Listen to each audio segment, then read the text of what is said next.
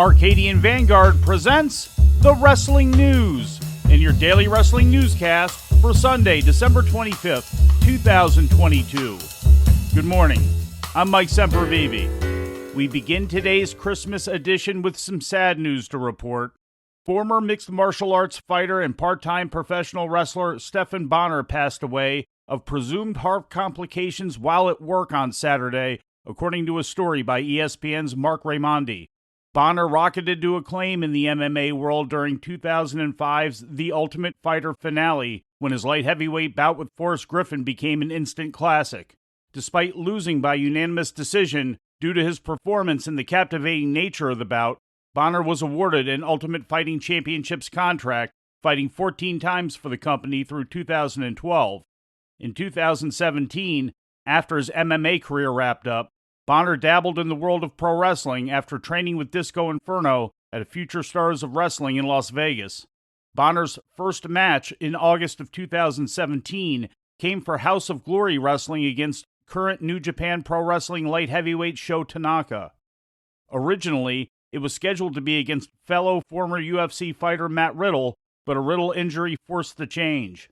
Bonnar also wrestled 3 times for Impact Wrestling, first teaming with Moose in a losing effort against Bobby Lashley and King Mo Lawal in 2017, and then wrestling against Moose twice in 2019. The results site Cage Match lists Bonnar's last wrestling match on August 15, 2021 in Stillwater, Minnesota for Midwest All-Star Wrestling, where he lost his first and only attempt at a notable pro wrestling championship, losing to then NWA World Champion Nick Aldis. Stephan Bonnar was 45 years old. In ratings news, Friday's WWE SmackDown on Fox averaged 2.213 million viewers in the Fast National ratings, according to Spoiler TV. That number is up 157,000 viewers from last week. The rating in the key 18 to 49-year-old demographic was a 0.5 for the second week in a row. Last week's show tallied 2.056 million viewers in the overnights, with that number growing to 2.191 million when the final report was issued on Monday. Complete ratings for the show are typically released on Monday afternoon, although this week they'll be delayed due to the Christmas holiday. Once they're in, we'll have them for you here on the Wrestling News. Turning to Lucha Libre, CMLL held Viernes Espectaculares at their Mexico City home arena, Arena Mexico, on Friday night.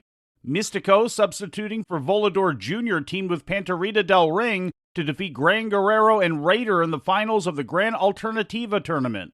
This was the 25th tournament that has been held. The concept partners a veteran luchador up with one of the younger wrestlers. The balance of the competition took place on the December 16th Arena Mexico show. Earlier in the day on Friday, Volador Jr. tested positive for COVID-19, forcing him off the card.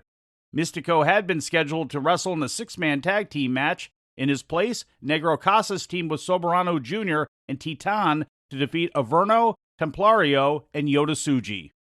And we close with a look at Japan. Dragon Gate was in action today at the Fukuoka International Center. In the main event, Yuki Yoshioka defeated Ben K to retain the Open the Dream Gate Championship.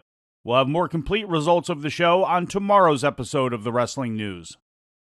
And before we leave you today, we'd like to remind you that however you consume your content, you can find the Wrestling News 24 hours a day and 7 days a week across social media.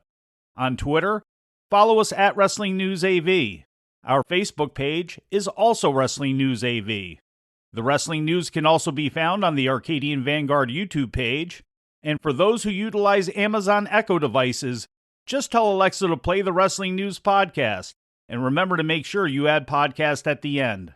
Once again, for daily updates, breaking news, and more, follow the Wrestling News across social media. And that's the news for today. If anything happens, we will be here to tell you about it.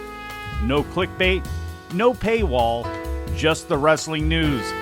The Wrestling News is a division of Arcadian Vanguard, and the Wrestling Newscast is a production of the Arcadian Vanguard Podcast Network.